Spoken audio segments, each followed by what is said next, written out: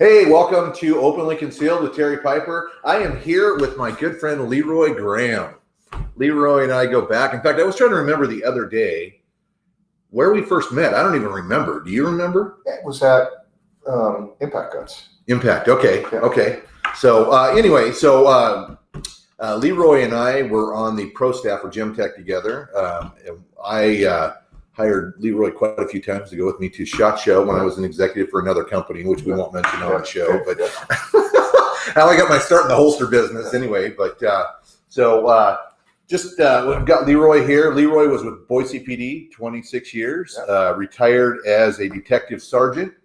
And so I'm sure we'll talk about some of your experience there. Sure. 5 years in the Army, 3 active, 2 Idaho National Guard. Yeah.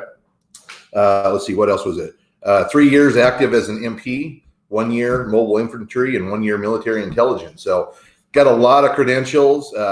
And I just talking about some of your career highlights. I didn't realize this. I mean, we've been friends how long? And a long time. You know, it's kind of funny because you don't, you know people for a long time and you don't get all the stories. You know, You'll get stories, but so anyway, I didn't realize you were the founding member of all these organizations for Boise PD. So talk a little bit about that.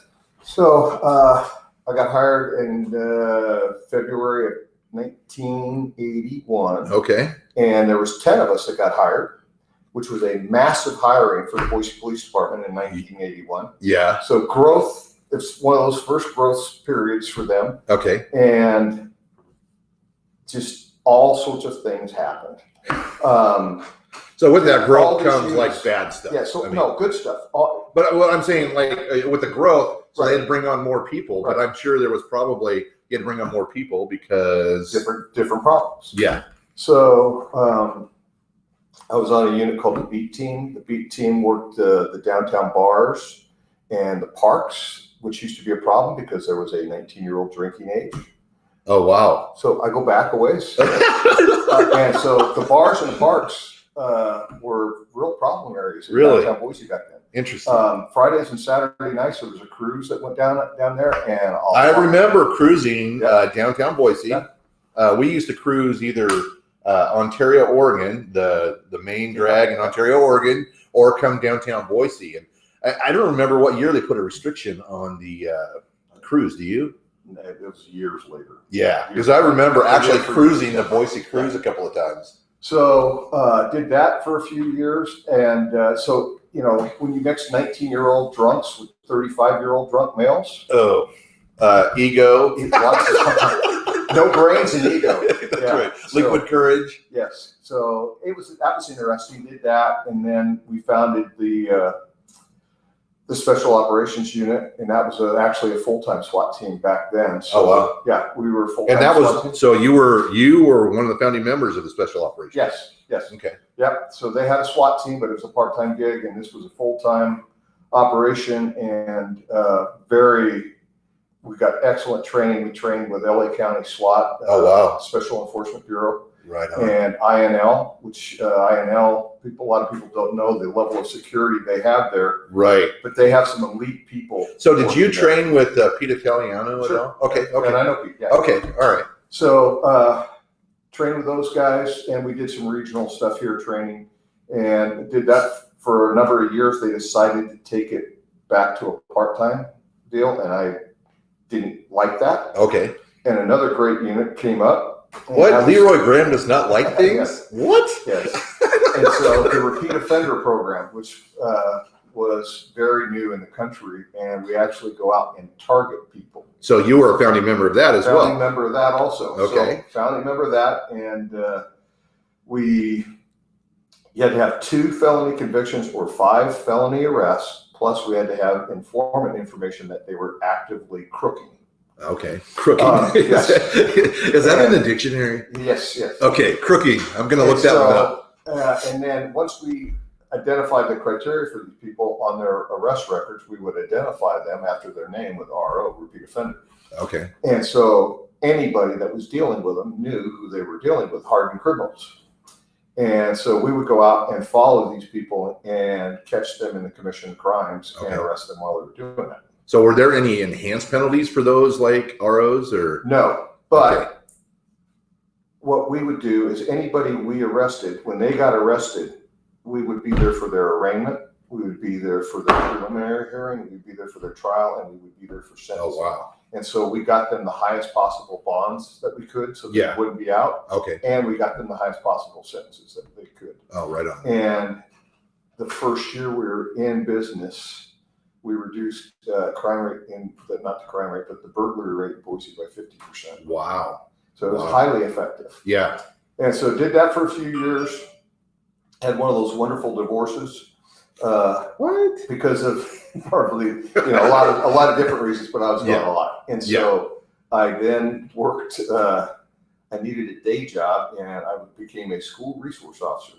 Okay, SRO. Which was hilarious because I went from like some of the most hardcore law enforcement stuff to dealing with kids, which was really good for me. It was really good for me. Did it teach you patience? It taught me a lot of things. It taught me how a lot of bad guys ended up being bad guys. Oh, kind of the ideology that leads up to it, basically? Well, it's their parents. Okay. Actually, it was their parents. It's home life. Wow. And so it kind of gave me a little bit of empathy that I did not have at the time. Okay.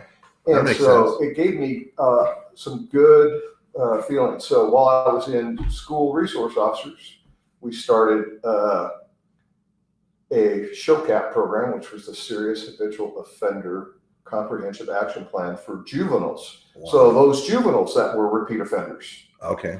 So we started that program, and then right there at the end of that, started GOCAT, which was the Gang Offender Comprehensive Action Plan. Okay, and that was the other one that you were, excuse me, founding member of. So we started the GOCAT program while I was in juvenile, and then Officer Feldner was shot and killed. I remember Wade Feldner. Yeah, Wade Feldner. And so that started the gang program, the gang unit, which I was the gang unit. I was the gang. So was that young man that shot Wade, was he affiliated with the gang? Yeah. Okay. Well, so in Boise at that time, we had a lot of people that thought it was real neat to be gang members. And so this was a white kid. I can't remember if he was Crip or Blood, but he identified with either Crip or Blood. Okay. And his whole intent and purpose was to kill a cop. I mean, that was his mom bought him a gun. The gun, for his 15th was it a Raven or some little Saturday night Yeah. special, if I remember right? Yeah. Anyway, that was the start of that. So I was part of the first gang intelligence unit in, I think, the state of Idaho, and did that. Got promoted to sergeant. Went to the street. Was a street supervisor for a while.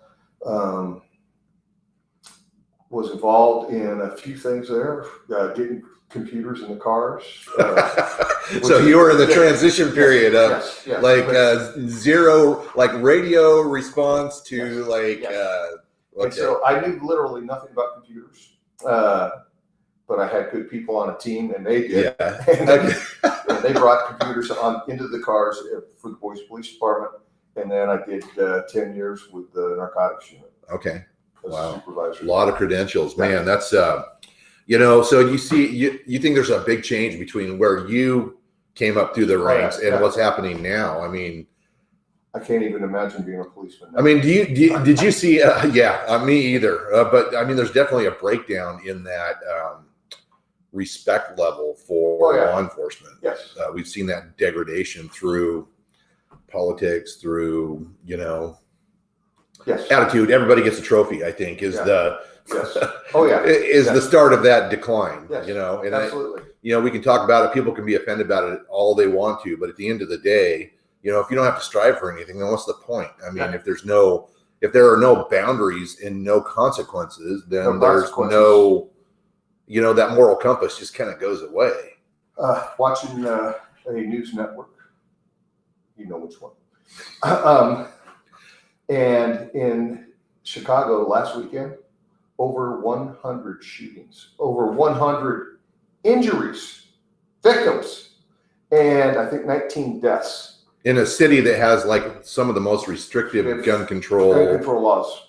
But because there are no consequences to actions, nobody's being prosecuted, nobody's being held. That's what's going on. When you change the boundaries, when you keep pushing the boundaries out, pretty soon they become blurred and there are no boundaries. And so, I've always tried to teach this to my kids, you've got to have boundaries, you've got to have consequences, or else, we as human individuals, I don't care who we are. I mean, we can be morally good, morally bad, but at the end of the day, we all kind of push the boundaries. And if there are no consequences, we keep pushing. And so, at some point we stop pushing if the consequences are more severe than, I don't know how many times I've taken a beating, but, from my dad's weapon of choice for discipline was the Hot Wheel track on a bare butt. Yeah, my dad was a Chief Master Sergeant in the Air Force. Oh my gosh. Veteran from World War II, Vietnam, and Korea. Yeah. I didn't get much slack. Yeah, there's not a lot of sympathy. My dad, I don't think wanted kids, but because my mom did. There were 3 of us boys, and so we were mischievous, and they always talk about sins of the father, and even talking about that and talking about what you were talking about as an SRO, you can see the breakdown in fatherhood. And how that affects kids, and then they grow up with this idea of what fatherhood is, and it's twisted and it's messed up, and then it gets passed down. And I'm really working on that whole fatherhood thing. If we become good fathers, our kids become good fathers, and then we can pass that on. But we've got such a generation of fatherless kids, or split homes. I mean, that's rampant. But anyway, getting off topic. And that's what I like about this. This particular show. It's just about having conversations. I'm not, and even with people I don't agree with, I'm okay to sit down with somebody and have a conversation. And at the end of the day, we can still be friends. We don't, Sure. That's the way it's supposed to be. Yeah, that's the way it really is supposed to be. But we live in an age where everybody just wants to hate, and it's sad. But so just talking about Leroy and I have had some good times because we've gone to SHOT Show. I don't know if you remember Mary Margaret at the SHOT Show. Oh, Mary Margaret from Ruger. Yes, she was Bill Ruger Sr.'s personal secretary, and I remember just like sitting there like this, just listening to her stories. So we actually sat down at that table with Mary Margaret. Who was we had a name there. It was Abel. The guy on television. The actor, yes. Tim Abel. Tim Abel. So Tim Abel is sitting at this table with this little old lady. And he introduces us. And we're away from the table. And we're going like, we need to get Tim away from her. And, because they were just having this conversation. We figured like she was just talking his ear off. Yeah. And so we sat down to rescue Tim and sat there for about an hour and a half as we met Mary Margaret, who was a nun.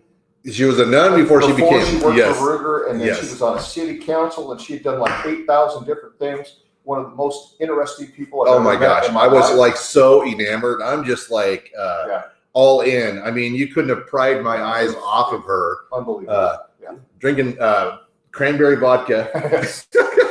And just telling these stories about how she was there when he died, and that whole talk about the foundation of the Ruger, the company Ruger. Yeah, Ruger, Sturm Ruger Company. It was pretty just amazing. Pretty. That's what I loved about doing SHOT Show. I've been going to SHOT Show since I was a little kid because my dad is a pawnbroker. Always went, and so I remember my dad taking me to SHOT Show for the first time and let me carry his briefcase because he was quite a guy. Yeah. Let me wear his stainless steel Rolex. Oh, nice. So I look, like fit the part. Yes. And watched my dad in operation, and he was just he was a machine. And what was funny, it was I forget how old I was, but I was in peak health. I was playing basketball in junior high. I was taking karate. I was pretty efficient at martial arts. So I was in pretty good shape. Yeah. And I remember following my dad around. And at the end of the first day, we're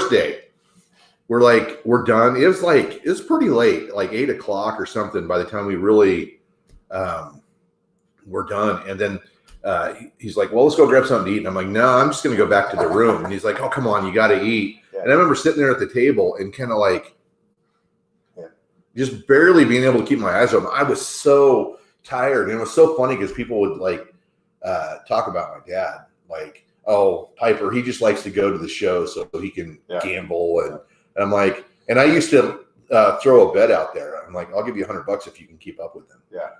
And nobody SHOT Show, you better be ready to work. Oh my gosh! And you work all day, and then there's functions that you really need to go to. So, and that's where we met Mary Margaret and hung out with Tim Abel. And I don't know if you remember or not. Remember, there was like so Tim was a Army Ranger, if I remember right. So yes. Well, he had his Army Ranger buddies, kind of like grouping around him. Well, they were buying us drinks. Yeah.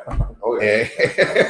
And the wives of these Army Rangers, and you're just like, man, these guys are real men. These are the men that and guys like you that served our country and made it great. And now we're disrespecting all of that. And it just drives me crazy. But at the same time, there's so many people that fought for this country that deserve a lot of credit that aren't getting credit for it. Absolutely. And so, hey, we're going to go to a commercial break here real quick, and then we'll come back and we'll keep having this conversation with Leroy Graham.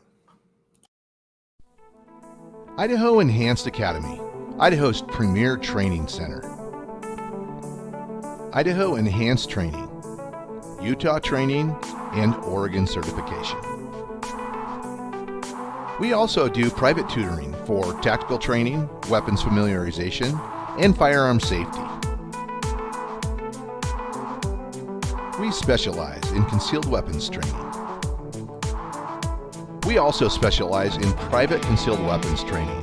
So if you would like to pick your own day and the start time, you can go to www.idahoenhanced.com and pick a date and a start time for you and your wife, you and your husband, you and a son, you and a daughter, or maybe you and your best friend, and we will provide the training. Your schedule, our training.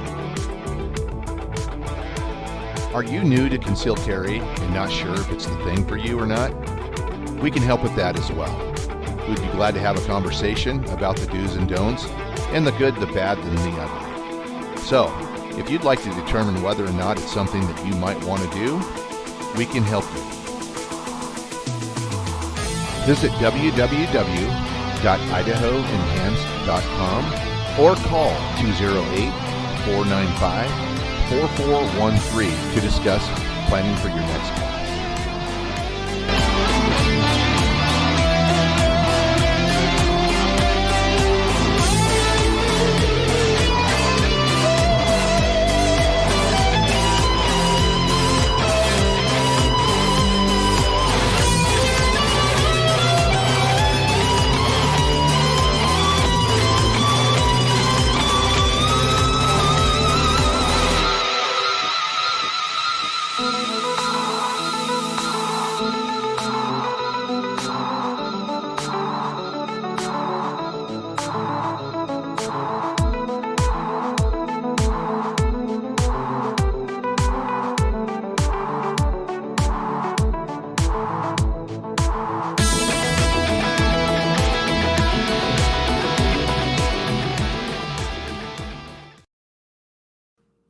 All right, hey, we're back. So I just want to talk. We were just chatting a little bit about training. That's really my passion, and I know it's a passion for Leroy. Leroy's a fellow NRA Certified Instructor, and so we have a heart and a passion for proper training, not just training. Because we've Leroy and I had a conversation earlier about some training that he's taken that's supposed to be up here, and it ended up being some of the worst training I've ever done. And we won't mention names, No. but at the same time, that's the problem. I always kind of relate training to when I was a copier guy. I used to be a copier service manager, and when you make a copy of a copy and then a copy of a copy and a copy of a copy, at some point it becomes so degrading you can't even really read it. Right. And the same thing happens with instruction. If you got bad instructors teaching somebody, and that person then teaches somebody, and then that bad. And I think that's where a lot of these bad techniques come from. And there's good and there's bad, Right. But bad information, not even techniques, just information.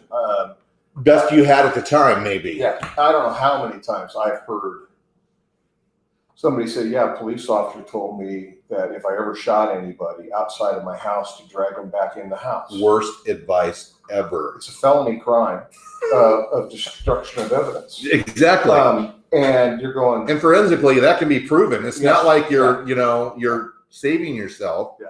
And I think those are the implications that a lot of people don't understand. You hear so much bad street advice, or I've heard police officers, I've heard attorneys give some of the worst advice Yes, absolutely. I've ever heard in my life. And that's one of just the things. because you're an attorney doesn't mean you know anything about self-defense or the deployment of deadly force. Exactly right. And there's and it's interesting because I've had, I don't know how many police officers teach the legal part of my class. I've had multiple, at least 6 different attorneys teach my class. And then at the end of the day, I'm like, I'm just kind of going, okay, why can't I do this myself? Yeah. Because there are certain things, I always go into it with this idea of telling people, your best defense at the end of the day is to avoid it, because Absolutely. there are no legal implications, psychological implications, emotional implications, Financial. which is huge. Huge. So, as an instructor, what do you suppose? What's your most interesting story of range day gone bad? What the heck class was that? I can't even. I think it was supposed to be an intermediate pistol class. Okay. It was put on by one of the facilities I was teaching for. Okay. And a couple of women showed up wearing nylon stretch Spandex. pants. Yoga pants Yoga or pants, workout yoga pants. Yeah, whatever. Apparently are not the tight ones. Well, I got schooled by a. These were tight. Okay. So tight. So spandex, basically. Spandex pants. And no belt, no holster. It's a class where we concentrated on drawing from the holster. And no gear. And no gear at all. And they had taken the basic pistol class, and that's the only class they'd ever taken, and that was the week before. And it literally started to slow the entire class down because of these 2 women. And, they were just, they were allowed to sign up. They shouldn't have been, blah, blah, blah, blah, blah. But basically I had to take them aside and say, we're going to have to work on this another time. another time, yes. And so, because it was slowing the class down, I could not do.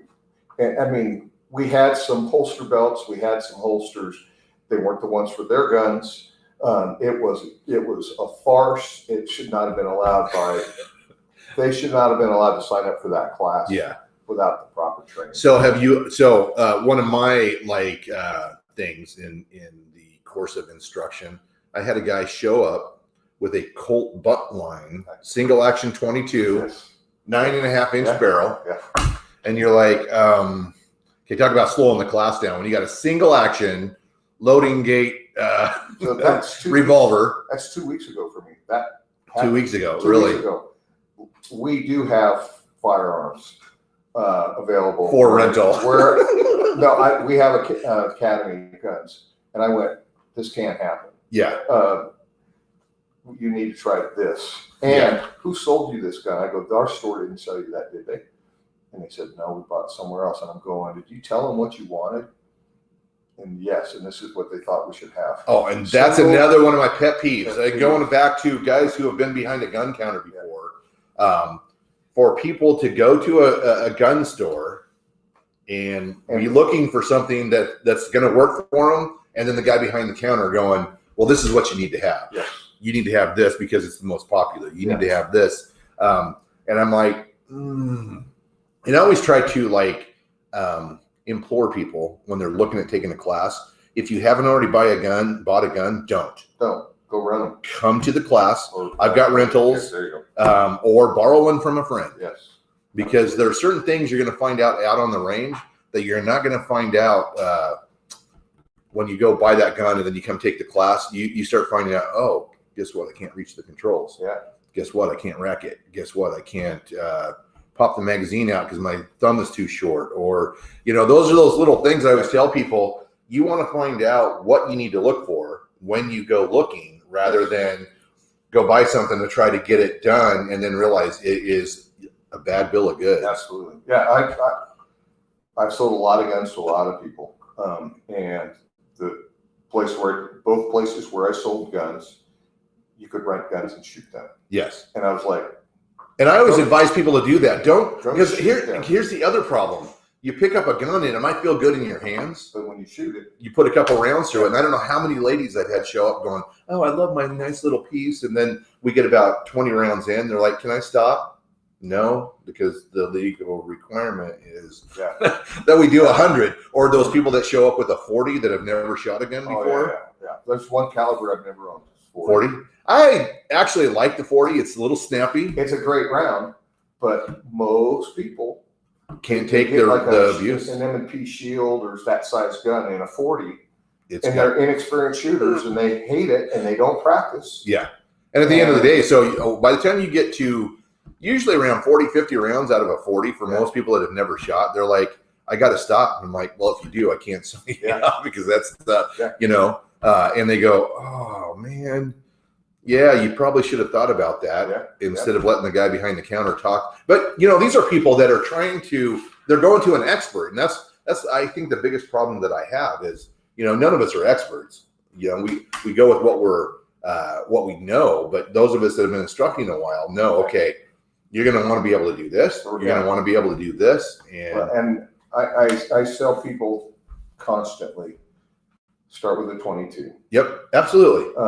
Learn how to shoot without having to deal with flash, blast, and recoil. Yeah. Of a large caliber. And then I ask them, if they go, it's only a 22. And I go, have you ever watched the attempted assassination of Ronald Reagan? 22. 22. Preferred gun of hitman. 22 with the suppressor. Yeah, watch it. And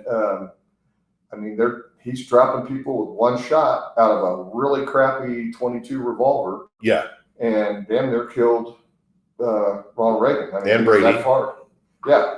So that's if I had a tip of the day, it would be start your life out with a 22. Learn how to shoot, learn how to manipulate the firearm. And here's another misconception. People think that you have to shoot to get better at shooting. Oh, absolutely. Dry practice. Yeah, practice. That's one of the first things when people are like hiring me for just like weapons familiarity. They want to hey, I want to get to know my gun. Okay, 2 hours in my office. How many rounds do I bring? Don't bring any rounds. Bring your gun. Yeah. Bring yourself. I'm going to teach you these fundamentals, because if you get those fundamentals, it doesn't matter if the gun's loaded or not. Yeah. When you start learning sight alignment, sight picture, slack out, press trigger without moving your sights, that's the secret sauce at the end of the day. Everybody, they want to know what the secret of shooting is. It's one secret. Don't move the sights when you pull the trigger. And I think I learned this term from you, the whole close combat metal on meat. Yes. If the dot's on the body at 3 and 5, it's probably a good shot. So my favorite thing to do, my favorite thing for my personal training is I have a gym in my garage and I work out with a gun belt on I'm a Beretta guy and with a not just a Beretta, but a Wilson Combat Beretta. I like double action. And I have a laser round in it and I have targets all throughout. And I get my heart rate up, and then I start doing my practice with my heart rate up because you learn how to breathe. Well, I learned that I have learned that when people are shooting at you, you breathe a lot harder. Oh yeah. So, Or, adrenaline dump. I mean, all yes, those things things, create, yes. there's nothing worse than having your gun pointed and you're going, Yes. And so I'm a huge proponent of dry fire practice. Yep. And if you can afford them, the laser rounds for 50 Yeah, bucks absolutely. are awesome. Absolutely. Yeah. There's a lot of systems out there, dry fire, Mantis. Yeah. I can't remember all the other brands, but this is what I tell people. I know there's an offset, a barrier to entry as far as cost goes. Sure. But you know what? It costs nothing to dry practice. Nothing. It costs zero to dry practice. Yeah. You can pick up your gun, start watching that front sight and learning how to activate your trigger without moving anything. That's the fundamental. And so it doesn't require shooting all the time. It requires learning that fundamental. And then from there, you build on that foundation of learning how to draw, adding that to the draw, learning how to malfunctions. Doing everything slow. I've adopted this term as of late called stupid slow. Yes, absolutely. You go stupid slow because you want to be, and this is what I teach my students. I want you to go so stupid slow that you can fix it before it goes wrong. Yes. Because if you're coaching yourself through, before it goes wrong, because what happens, we do something wrong, then we got to go back and do it all over. Yep. If we go stupid slow to start with, we fix it before it goes wrong. So we teach ourselves the right manner before it goes wrong, and then smooth as fast. It's automatically going to speed up. Automatically. But people want to be Doc Holliday, and I don't know. I'm sure you probably get it with those cowboys at the range, and they're just jamming things in the holster and pulling, slapping it down. Shooting, they want to put that gun right in their holster as fast as they possibly can. And they're going like, "What made that gunfight over?" That's right. What was your indication that gunfight was over? Well, and not only that, but at the end of the day, I could care less how fast it goes back to the holster. But gunfight is over. Keep the gun out till you're sure it's over. Exactly. And then slowly put it away. A lot of people don't understand one of the most dangerous things that you can do is put your gun in your holster. It's very dangerous. Finger on the, especially under stress, pressure. Yep. You can do it wrong. And if you're doing it really super fast, and that's the way you do it all the time, and it's under stress and pressure, something's going to go wrong. Yes. Yeah. Well, and we know, a lot of times when a gun malfunctions, everyone assumes it's the gun. And I know, Leroy knows that at the end of the day, it's something we did wrong because we were under pressure. So we gripped it, squeezed it, twisted it, turned it, did something that created the malfunction. And so that's one of the reasons I teach malfunctions in my class. Absolutely. Because, under stress, you're going to create a malfunction. Everything goes wrong that can go wrong. And if you don't know how to fix it, you're kind of out of the fight. And one of my new favorite shows, Skinwalker Ranch. You watching that? No. It's neat. I'll go back and watch it. Skinwalker Ranch, great show. So is it I got to tell you a funny story about that because my daughter's a total nerd. My oldest daughter, she's like Star Wars, Star Trek.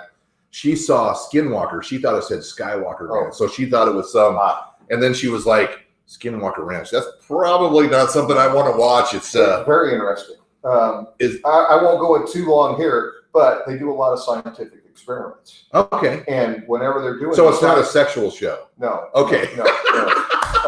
It's a different show. It's a possibly alien related show. They don't know. All sorts of weird things happen at this ranch. Unexplainable stuff. Oh wow. Okay. It's weird. And if you haven't watched it, you need to watch it. It's awesome. All right. Anyway, whenever they're doing these experiments on it, something goes wrong with some instrument. Same thing with a gun. When you need it most, something goes wrong. You need to try to prevent that from happening in the first place, and B, you better be able to do it on autopilot to fix it. Muscle memory. And we talk about muscle memory and how imperative it is that we don't get our brain involved, because when your brain gets involved, it can't. You have to be on autopilot. Yes. Because I call it going caveman and cavewoman. Mm-hmm. You do. If anybody's ever been in a fight, you go caveman and cavewoman. And you go on instinct. And you have to train your instincts to do what you want them to do. No training, no response. No response, exactly. That's the So deer in the how many headlights. times as a police officer did you learn a new technique that you get into the thick of things? What happens? You always fall back to that highest level of education, right? Absolutely. Yeah. They taught us wrist twisties all the time. Well, they taught us wrist twisties against somebody, another police officer, that wasn't resisting. Mm-hmm. Try to do a wrist twisty To somebody who's like, no, wait, it's not gonna. who's hot, sweaty, bloody, on meth. Try to do one of them, and he's fighting you back. Try to do this with doesn't work. Does not work. It does not work well. No. We use the carotid a lot, and it worked great. It's off. Trying to find the. I forgot to turn on the chat. We've got chat on here. Oh, okay. I don't know what this is all about, but I don't know. Huh, interesting. This is on the Twitch. Oh. Anyway, we're going to ignore that because I have no idea what he's trying to say. Okay. Anyway. I don't get it. Anyway, so, yeah, I mean, and even talking about going way back, I don't know if you were in this era of law enforcement that were taught malfunctions way back in the day, tap, rack, bang, Sure. where finger or trigger press was part of that muscle memory. Yes. And then we realized that's probably not a good idea because how many Not a good times does like an innocent bystander jump out in the way and you're on autopilot and your brain's telling you, it knows, hey, don't. Yeah. And it's muscle memory. Yeah. But there's a certain amount of technique that has to be muscle memory. And that's why I teach, the whole front sight idea of symptomizing your malfunctions. Sure. Because if you don't, your brain takes a stab at it and it ends up not being the right thing. And I don't know how, I'm sure you probably get this as an instructor too. You're teaching the class and some wisecrackers like trying to guess ahead of you. Yes. And I let them set up. I totally set them up to fail. Absolutely, yeah. Because they think I'm going someplace and I don't go. Or like how many? I always tell people that are counting rounds. I'm like, how many of you guys count your rounds? I'm like, that is great when you're out here on the range. It doesn't work when you're getting shot at. No. And they're like, oh. And so I'll like set them up for failure on that too. Trying to teach them. And that in my class, I usually try to like add some element of not pressure. Pressure is somebody trying to kill you, right? Sense of urgency is a little different, but urgency will create the same sort of, confab in your brain. Yeah. All you have to do is say you're having a test. Yeah, people always ask me, "Is there a test at the end?" And Test anxiety. And I go, here's your, at the end of the 99 rounds, I always do like 15 rounds, and I tell them it's a test. There's no test. But in their mind, it sets. Oh man! And I mean, guys that were shooting like that are now shooting like that, and you're going. That's what stress There's is. no test. The only pressure I gave you was I said There's a four-letter word, test. So. And that's what I always tell people. I'm going to give you a sense of urgency. I'll never put you under pressure, but I will give you a sense of urgency. So I'll do things like, and this is where you get those wisecrackers. I know they've got one round in their gun because I control the round count for every student. Yeah.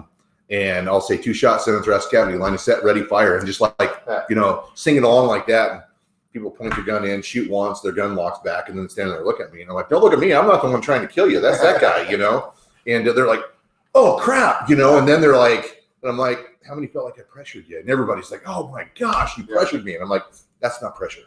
Yeah. And people, and I'm like, I don't do that to intimidate them. I do that to get them into this. Well, it's a realization. Idea that when crap hits the fan, everything you think you know is going to fly right out the window. Absolutely. Yeah. And one of the things I meant to say too, talking about going in and out of the holster, most accidental discharges happen coming in and out of the holster. Absolutely. So the worst class that I took, I did learn one thing. And it was the first time anybody's ever taught me that. And that is to look the gun back into the holster. Oh, I tell people that it's not wrong to look at it. I teach that now. So that was not a good class, but you almost always get something out of some kind of training. And that's what I got out of that was looking the gun. I go, how smart is that? in law enforcement, they taught us never to look at your, if you were caught looking at your holster, it was a mistake. Oh, you need to be able to put that thing away without looking at it. And I'm like, you shouldn't be putting it away. Well, and if you really think about it, when you've got an ideal rig, that's outside the waistband, easy access, easy in and easy out, might maybe work, but inside the waistband. But if you've been down on the ground, you've been rolling around, what's in that holster? You don't know. It could be crap in there. It could be anything in there. Yeah. So, A, look at your holster, make sure it's clear, put your gun away. Well, and I was like, why would you not know the condition of your holster? Just like you should know the condition of your weapon. Yes. So, and it's another thing about quality holsters. A good friend of mine, Afghan vet, combat vet, a couple tours, shot himself in the leg, putting a car pistol, in one of those horseshoe, the leather. It's got the little horseshoe. It's not just a flat, but it's got like a metal bar. Oh yeah. It's got some opening there. Yeah. He put it in, and it caught on the trigger and shot himself in the leg. Oh, so quality holster, quality gun belt. Speaking of holsters too, because as a holster manufacturer, I build a hybrid holster that sort of collapses when you pull the gun out. Yep. And I always tell people, I would rather you take the whole thing out, put it back in, put it back in. Absolutely. But then, I always teach technique too, because I wear my holster. If I didn't, it wouldn't be much of a holster, right? But it collapses a little bit. And I see people pushing their gun against it with the muzzle pointed right at their hip to get it back in the holster. I'm like, dude, no, lean out, use the muzzle as it's pushing out to push in and into the holster. But that's those techniques that the average person doesn't know. And I always ask people, what are you going to do with your gun when you go poop? Because, people never think about it, never consider when they're going to carry a gun every day. I do. Well, of course we do. Yes. I'll tell you, I don't know how many times as a patrol supervisor, I had officers calling me saying I can't go on that call because they were on their way back to a 7-Eleven to pick up their gun. Oh my gosh! And they left it in the bathroom. It's an employee bathroom, so it wasn't open to the public, thank God. But still, I mean, there's somebody has access to that weapon. Absolutely. So it happens to police officers. Yeah. Who don't think about that. And you need to think about it. In some of my advanced classes, I teach how to retain your weapon on your pants when you're going to the bathroom.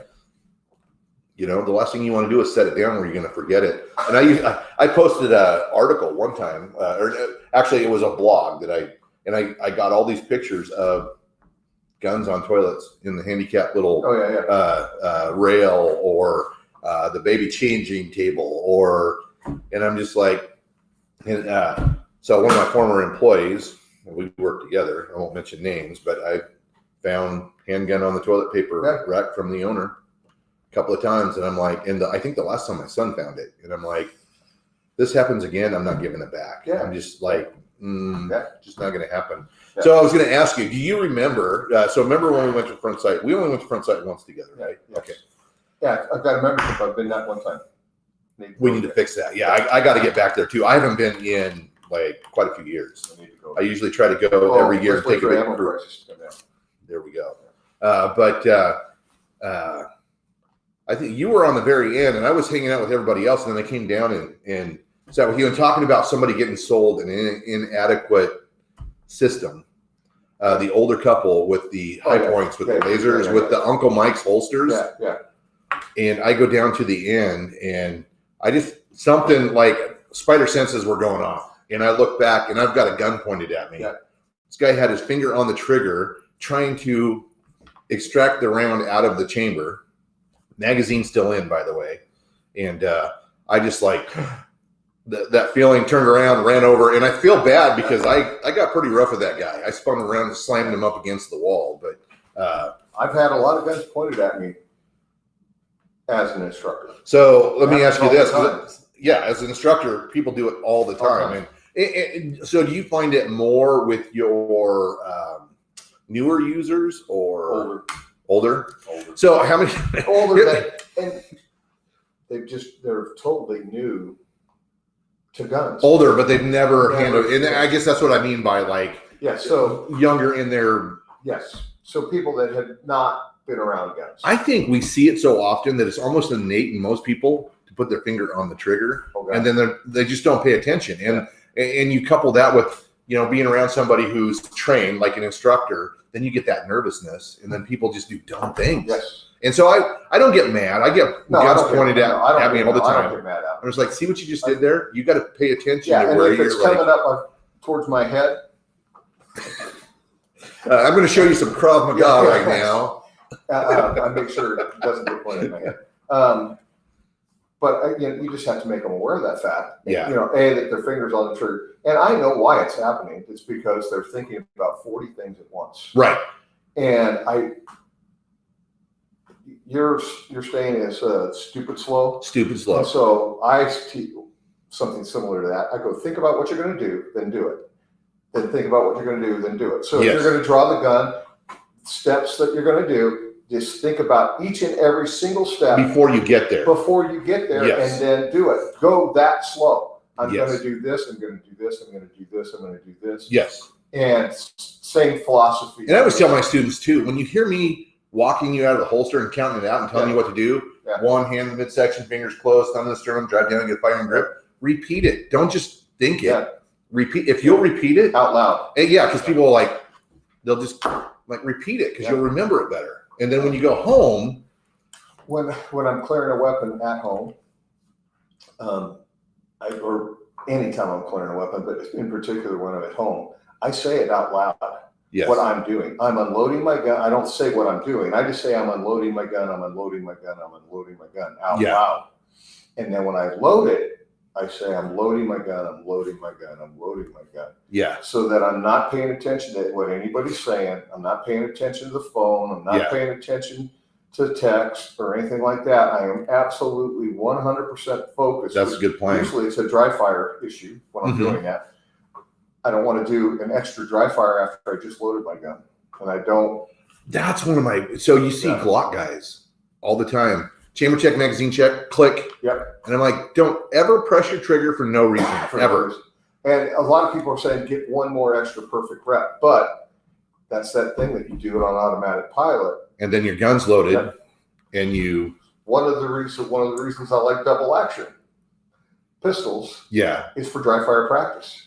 Because dry fire practice with a double action, or excuse me, like a Glock striker fire, is when they're doing dry fire practice, they get one trigger press, and then you got to reset your and then they got to reset it. And I have seen people practice. They do a lot of dry fire practice. They go out on the range, and then they rack it when they don't need to, and they're ejecting around. And so, and this is why I always talk about bad muscle memory. Yeah. Because we want certain techniques to be muscle memory, but just like the front sight thing, for years, front sight taught malfunctions where you cleared a malfunction and then you didn't do anything. Right. Well, so what you do is you create this bad muscle memory that when you clear a malfunction, you stand there. Done. You don't do anything. You're done. And so they started saying, okay, well, then you get to choose whether that's still a threat or not. Right. And that's how I do it. When you clear this malfunction, up to you. You can either preconceive an idea, or you can get to the end and go, still a threat. Yeah. But you need to be able to make that decision. And we don't want trigger press to be a reactive decision. We want it to be reflexive. We want it to be. And somebody who's not getting enough trigger time live fire, and they're doing so much, and I encourage them. Dry practice is great, but there's got to be. But there is a bad aspect to it, and that is click, rack, click, rack, click, rack. So Manta, I don't know if they do it with the pistols. I know they do it with the AR. Has a resettable trigger. Yes, that's kind of cool. There is one for Glock now too. Is there? There is one for Glock. But it's only Glock.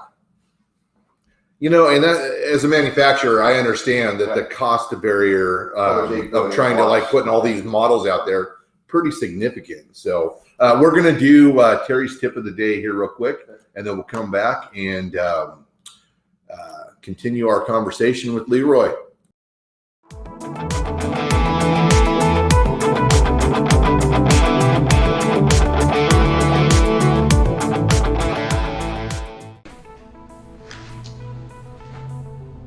So here is today's tip of the day.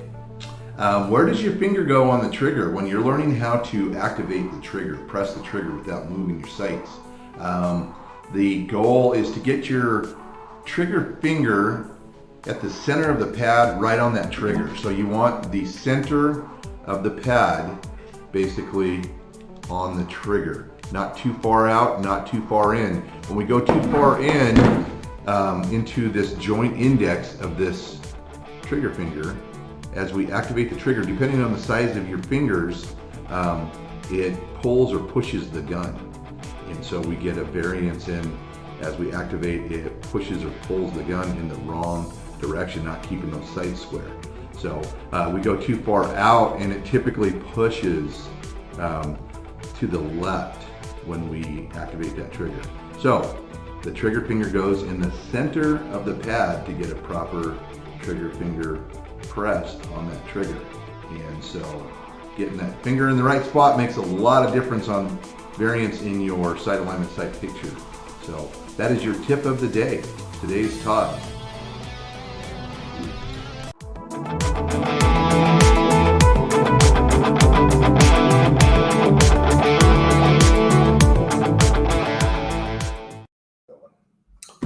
So Leroy Graham. Yes. Man, it's been too long. I mean, when was the last time I saw you? Actually saw you. It was before Curtis. Yes. Curtis Blue Line. So I was stupid. I was pretty good retired, just teaching, and somebody offered me a good job that paid a lot of money, but I was working way too much and traveling all the time, and so I did it for 14 months. Decided it wasn't. And decided that was not the gig. Not what I wanted to do in retirement. Oh, so speaking of which, great. So I think great company, Curtis Blue Line, law enforcement people do business with Curtis Blue Line. I think I was there, and that has probably changed since then because so Leroy blew out his shoulder because he likes to lift weights. And can't stop. We can't stop. So I think I was with you. We were together in Vegas when you did your personal best at that time. Yes. I'm sure. Has that was changed? my over 60 personal bench of like 330, 335. So have you topped that yet? I quit doing. So I was there. I facilitated that, and I think I got a picture of us. Acting all buff and tough, and and then now I got a body by McDonald's. So and Goat Star. Oh, I must have thrown him out. Goat Star, yeah. So I get to have. I've had 5 knee surgeries. Yeah, in fact, the last year we went to SHOT Show together. Yeah. You had just had a knee replacement. Oh, yeah. No, that was the fix on the knee replacement. Fix on the knee. Gotcha. So you were hobbling around working for me at Crossfire. Yeah. And oh man, that was bad. Yeah, that was bad. I still loved it. It was fun. Yeah, I enjoyed it. I love SHOT Show. Of course, when I worked at this other company, I had to man the booth all the time, so I got very little time to go. Oh yeah, and that's why the after parties were like the thing, and that's where we hung out with Tim and Mary Margaret and wheelchair guy. Mike Utley. Mike Utley. I'm hoping I'd love to see him again. Him and his wife. Yes, Mike and Danny Utley. So I met Mike through Ron.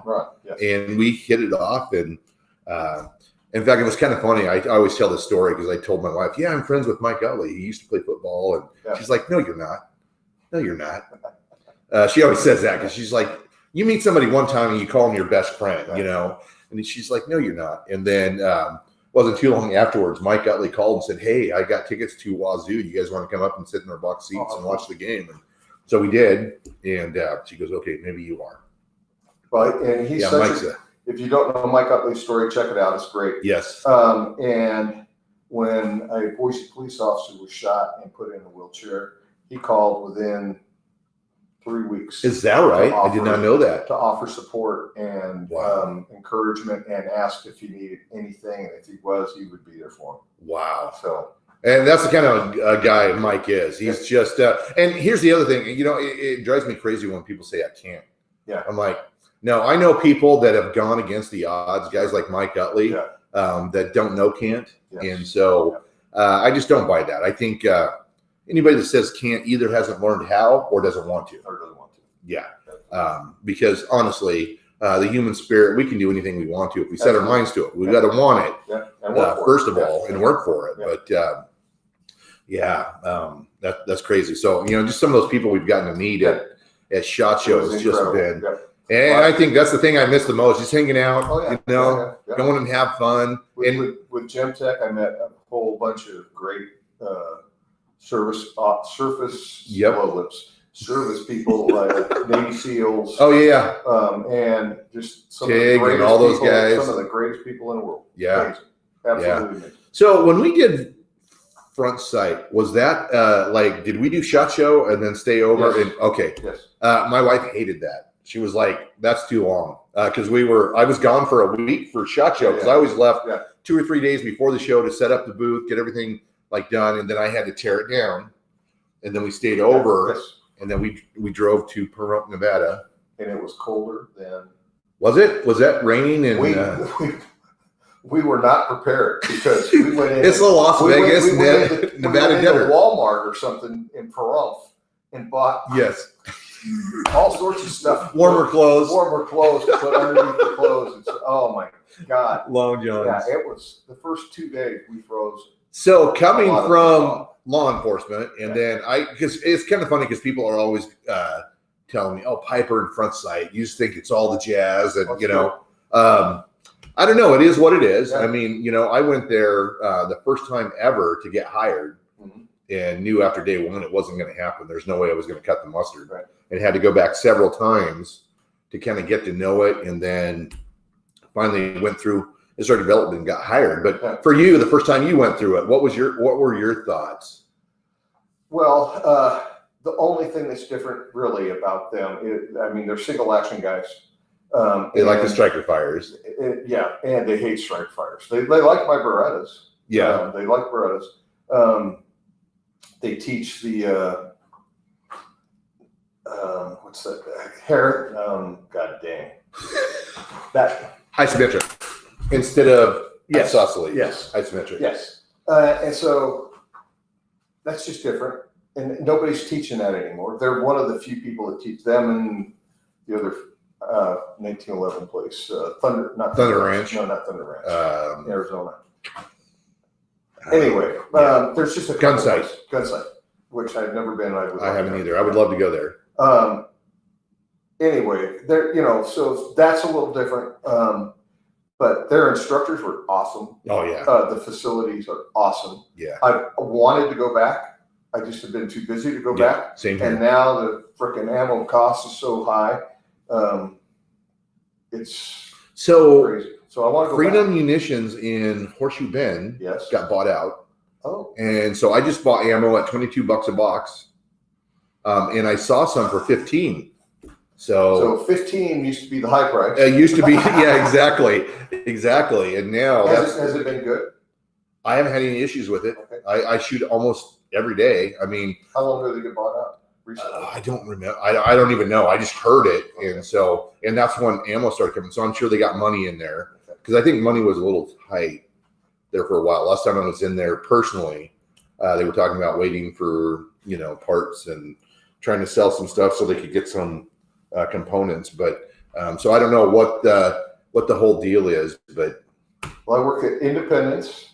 And we have lots of ammunition. And so somebody's like, "Oh, what do you do about ammo?" And I'm like, "Everybody's getting ammo again, so it's not like it's." But they got it. They ordered 1,500,000 rounds before anybody was getting it, and then they had to get it from overseas, and it cost them a small fortune. Oh yeah, the price exponentially. But they had to have it. So they still got some, and I know prices are dropping. Yeah. Last time I was in there, the shelves were full of everything.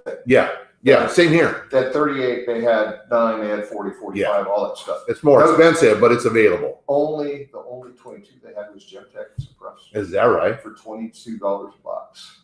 A box of 50? So you probably remember the days. I remember working at the pawn shop, and my dad was like the ultimate entrepreneur.